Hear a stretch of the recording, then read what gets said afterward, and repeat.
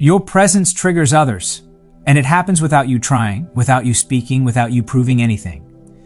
You can walk into a room quietly, sit down, say very little, and still feel the atmosphere shift. Suddenly, someone becomes distant. Another person grows defensive. Someone who once supported you now competes with you. You didn't change, but the way they feel around you did. That confusion you felt is not imagination. It's discernment awakening. Chosen women often carry a light that doesn't announce itself. It's not loud. It's not attention-seeking. It's internal. It's anchored. It's calm. And that kind of light doesn't need permission to shine. It exposes simply by existing. That's why some people react to you before they even know you. They aren't responding to your personality. They're responding to what your presence reveals inside of them. You trigger jealousy not because you are boastful, but because you are secure. There's something unsettling to insecure people about a woman who doesn't beg for validation. You don't chase approval. You don't compete for attention. You don't shrink yourself to be accepted. And that stability highlights what others are lacking within themselves. Jealousy isn't about wanting what you have. It's about resenting the peace you carry while they are still at war internally. You trigger insecurity because you don't mirror chaos. Chosen women often listen more than they speak. They observe. They pause. They don't rush to explain themselves. That silence can feel threatening to people who survive by noise, control, and emotional dominance. Your calm presence forces others to sit with themselves, and many people don't like what they see when there's no distraction. So instead of facing themselves, they project discomfort onto you. And yes, you trigger rejection, not because you are unlovable, but because you cannot be controlled. Some people only feel safe around those they can manipulate, diminish, or outgrow. When they realize you won't depend on them, won't follow blindly, and won't betray yourself to belong, they pull away. Rejection becomes their defense mechanism. Distance becomes their shield. It's easier to dismiss your presence than to rise to its standard. Here's the key revelation you need to hear clearly. Light doesn't argue with darkness, it exposes it. You don't have to confront, correct, or convince. Your existence alone reveals truth. And when truth shows up, anything built on insecurity begins to shake.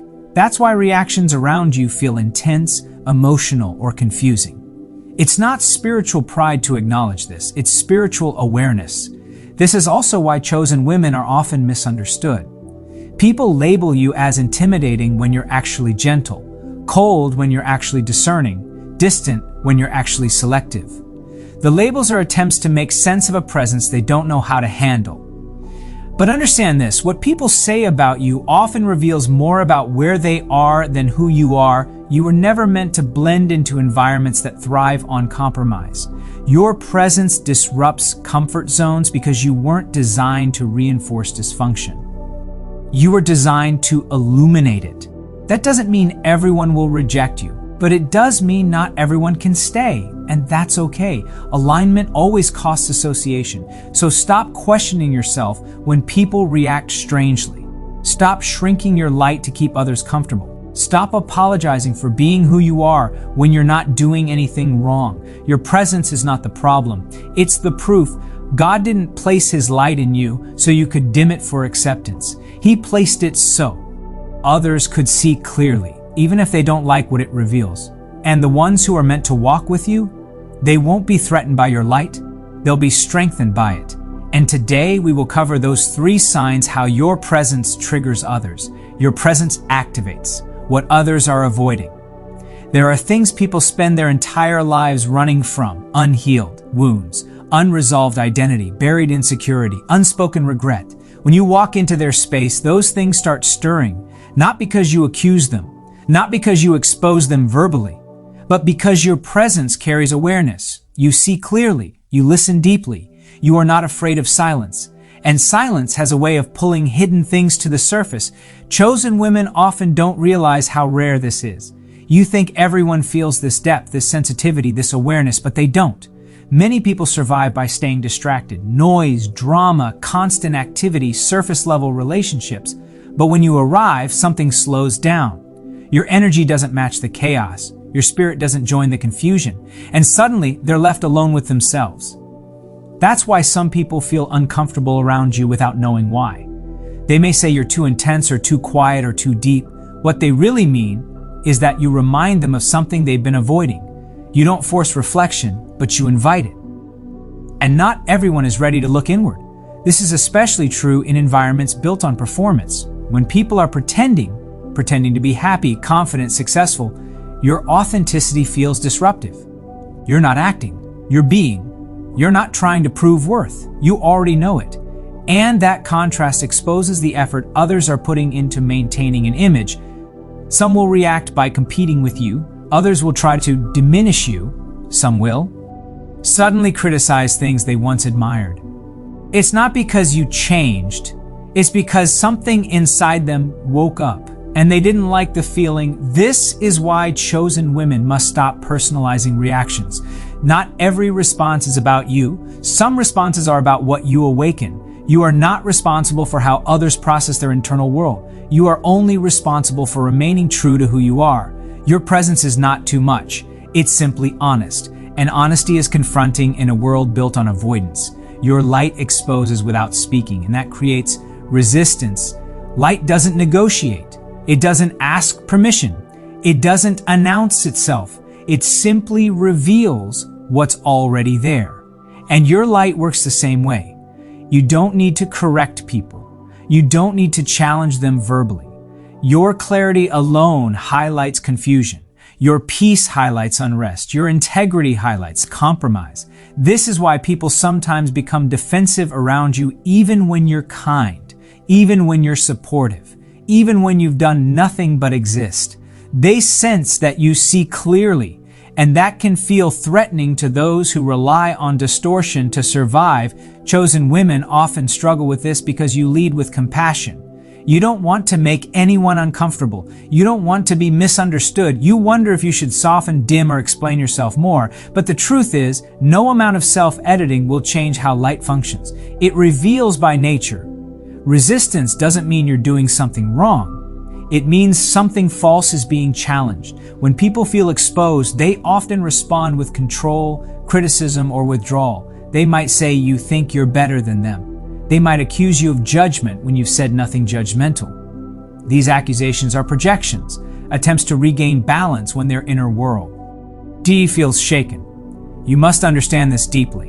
You are not responsible for managing others' discomfort with truth. You are not created to make dysfunction comfortable. You were created to carry clarity. This doesn't mean you become harsh or arrogant. Light doesn't attack darkness. It simply exists.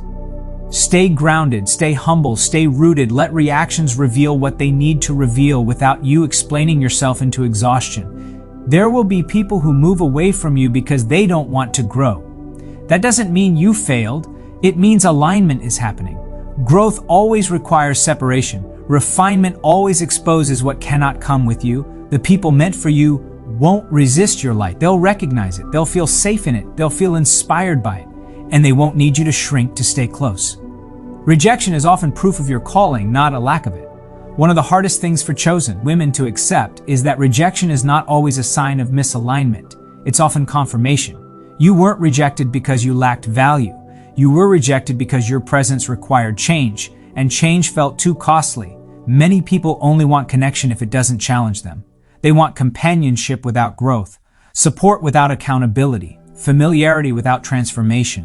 When they realize you won't enable stagnation, even unintentionally, they distance themselves. This can be deeply painful, especially if you value connection. You replay conversations. You wonder what you did wrong.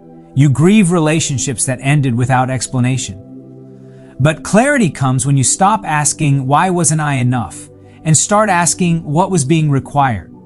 Rejection often happens at the point where your growth outpaces their comfort. You evolve, you heal, you become more self-aware, and suddenly dynamics that once worked no longer fit. You didn't become distant, you became aligned. And alignment disrupts attachment built on imbalance. Chosen women often carry leadership energy even when they're not leading. People sense it. They sense direction, discernment, depth. And those who are not ready to rise will often reject what they cannot match. This doesn't mean you isolate yourself intentionally. It means you allow God to filter your environment. Some people leave because their assignment in your life is complete. Others leave because they were never meant to walk into your next season. Stop chasing closure from people who benefited from your confusion. Stop explaining yourself to those who only understood you when you were smaller. Rejection is not a verdict on your worth, it's a doorway into alignment. You are not alone because you are lacking. You are often alone because you are being preserved, prepared, positioned, and when the right people arrive, your presence won't trigger them. It will feel like home. You're not imagining this, and you're not alone in it, even if it has felt that way for a long time. There is a reason this message found you, and there is a reason your heart reacted the way it did while listening. Something inside you recognizes truth when it hears it. That recognition isn't emotional coincidence, it's confirmation.